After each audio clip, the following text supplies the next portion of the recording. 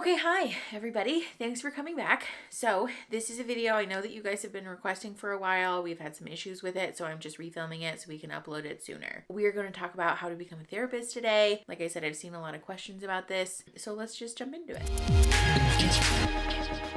Okay, so being a therapist is a little bit complicated. There are like general terms that exist for people who are psychotherapists, but that's one of the first things that I wanted to talk about is like all of the different paths that you can take to become a therapist, because there's a lot. There are a lot of different degree programs that you can choose from. Obviously, I only have experience in the ones that I have done, so that limits me in terms of, my ability to give you guys advice about those other programs, because I don't know. For those of you who don't know, by the way, my degree and education is in social work. So I have my bachelor's in social work and my master's in social work. Obviously, like I said, that's the only experience that I can speak to, which we'll talk about it in a minute. However, like I said, there's lots of different ways to become a therapist. You can go to school to be a licensed professional counselor. You can go to school for substance abuse counseling. You can do like marriage and family therapy. Obviously, you can do social work. You can go like the official psychology route. I think that's all of them. I'm sure that I've forgotten some. There might even be some that I don't know about, because this does also kind of vary regionally, which is another thing that we will talk about. But like I said, lots of different degree programs that you can take, and those degree programs will vary in terms of the actual education that you receive. So within those different degree programs, there's also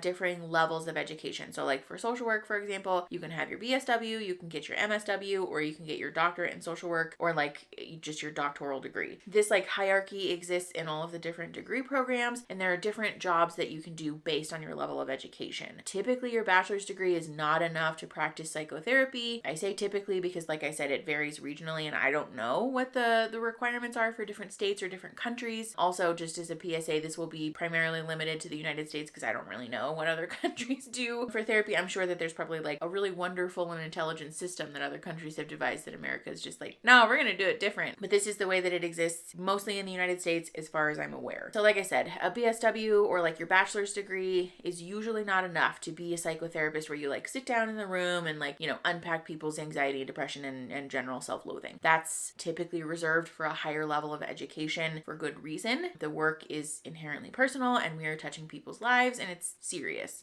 so it's important that a person have that higher level of education. PhDs and doctoral degrees, typically people only go this far if they really have a desire to do formal research or if they want to be a professor for grad school programs. I'm sure that there's lots of wonderful things that you can do with a PhD. None of them interest me though. So I, again, don't have a lot of experience in that department because I never even looked into it. I knew for me that the years that I went to school to get my degrees, that was enough. I had it and I did not want to go back. I always say that if I ever go back to school, it will be to get another master's degree, but I will never get a PhD. It's just a lot. Like it's a lot of work and it sounds really scary. It's very valid though. There are lots of wonderful people who have PhDs. Brene Brown has her PhD in social work, so take that for what you will. Like I said, this exists in a bunch of different other fields, and usually the master's degree is kind of that sweet spot of like where you want to be if you want to be doing like the sort of traditional therapy, like sitting down in the room and like doing all of the psychotherapist stuff. One of the things that is really cool about being a psychotherapist is that it allows you to be part of the helping profession without the really stringent math and science requirements that exist for things like being a medical doctor or being a psychiatrist or something like that. This was very much my experience. I am not good at math and science.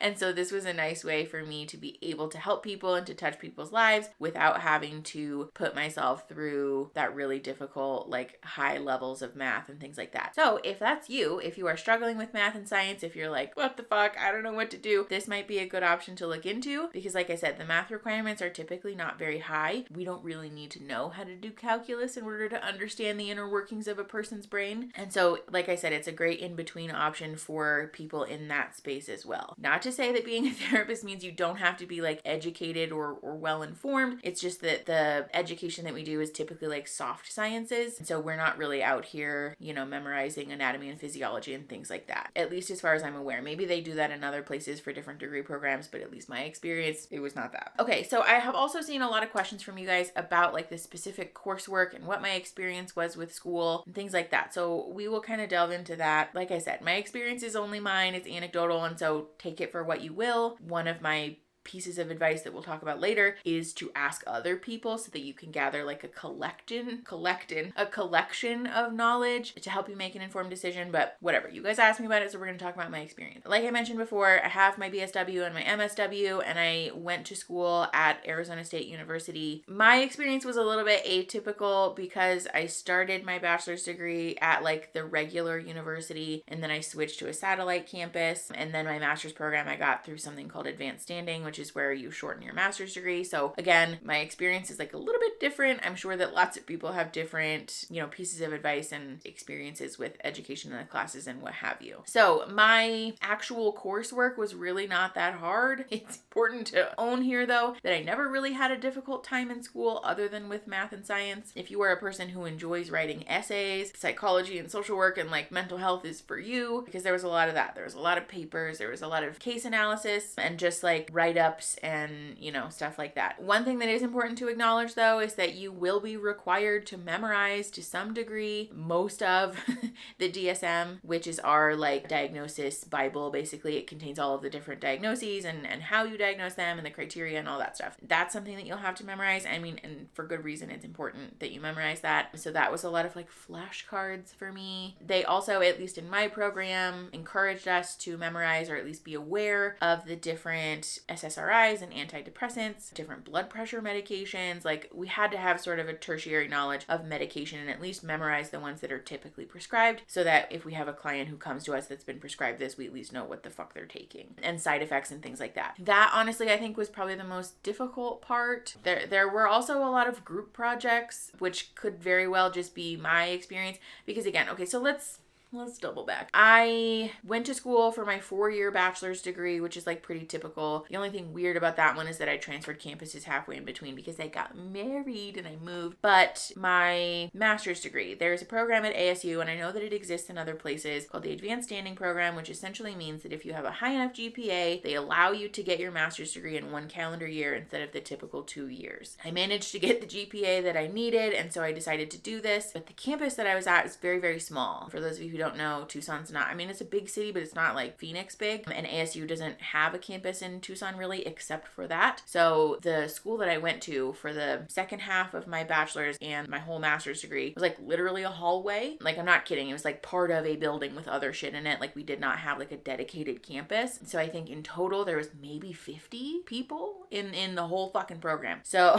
it was very small, and like we really got to know each other and like got in the stuff together. So that's probably different than what most people experience. Granted, master's programs are smaller typically than like bachelor's programs. You're not really going to experience the classrooms with like 200 people in them like you would in a gen ed. But like I said, different for me.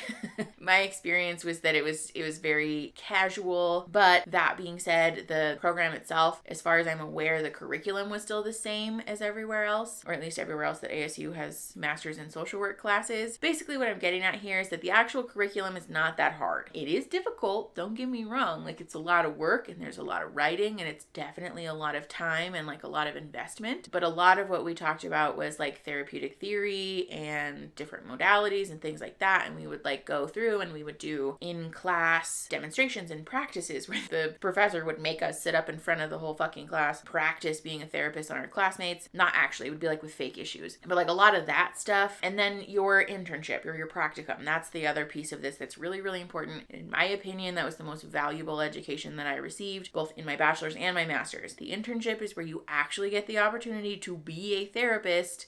Sort of where I'm from, we went and interned with behavioral health agencies in the local community, but it depends. Some universities have you practice at their university counseling center. It varies, but basically what you get to do is be the therapist who practices therapy with real people and their real issues. Very nerve-wracking, but like I said, very, very valuable experience. And that I think is the thing that if you want to be a therapist, that's where you really want to concentrate your energy and your time, developing your skill set and like ask a lot of questions and really be open open to not knowing because like, hello, how would you know? That's kind of my 2 cents about the actual education and like what I remember from going to school and all of that stuff. I really think the therapist education, like I said, is a good in between and a good opportunity for people who want to be part of the helping profession, who want to make a difference in people's lives, but you don't have the like time, energy, money, wherewithal to go to school and be like a goddamn doctor or a surgeon or whatever. My hair is ruining my life. Okay, one of the other things that I wanted to talk about here is that not all people who say they are therapists are actually therapists or like psychotherapists. And this is why it's important to do some research about the degree program that you're looking into, because there are lots, we use the word therapist to describe lots of things, and it's not uncommon for somebody with like, I don't know, a normal bachelor's in science to get a job as a like behavioral aid or behavioral therapist at an agency and like sort of practice behavioral health. And I don't mean this to sound condescending. It's not that those people aren't incredibly useful or valuable or well educated. It's just that there are specific barriers to entry that exist in terms of how to become a therapist, and a lot of those are degree based. And so be aware of that. If you are looking into becoming a therapist and you find a program that seems like a shortcut, or like, you only need to go to school for like 3 years or 4 years to become a therapist, be very wary of that, because there are probably limitations to how you can practice long term in that position. And so if you are a person who wants to be a therapist and like work in private practice, for example, or like own your own business and work for yourself, you probably need a master's degree or higher. You probably need several thousand hours of experience in order to do that. And so again, I want to encourage you guys to be conscientious consumers of information and like really do your due diligence in terms of looking up the different degree programs and your different opportunities for education. I really don't want any of you to get taken advantage of or to spend your time and your money on a program. Okay, you know what? My hair is like really wilding out today and I don't care anymore. We're not stopping and starting,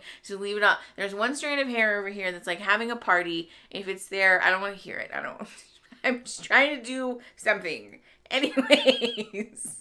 So I don't want you guys to get taken advantage of or to spend your time and your money on a program that ultimately won't suit you in the long term. So like, be wary of that. And then the last piece of advice that I really want to give you is to ask other people. If you know anyone who works in behavioral health, who is a therapist, who has the friends, cousins, aunties, godmom who is a therapist, or whatever, like ask those people, make a phone call, send an email and be like, hey, I just wanted to chat with you about your experience, because that's really valuable information to you. And odds are they will have a better beat on what's going on with you locally, because like I said, I can only speak to my experience here in Arizona and the Southwest generally, and especially in the United States. So yeah, if you guys have other questions, comments, concerns, please put those in the comments. I think I covered all of the questions that I've seen, but I'm happy to continue to talk about it and give you guys some resources in terms of how to get started with that, because like, why not? We need more therapists. You're desperately needed if you want to be a therapist. So yeah, that's it. I don't have anything else to say. If you guys like the video, subscribe to the channel. We do educational stuff like this, but we also have very fun Therapist Reacts videos, so stick around and then share the video to help the channel grow and to help each other grow. And I will see you next Saturday. Okay, bye.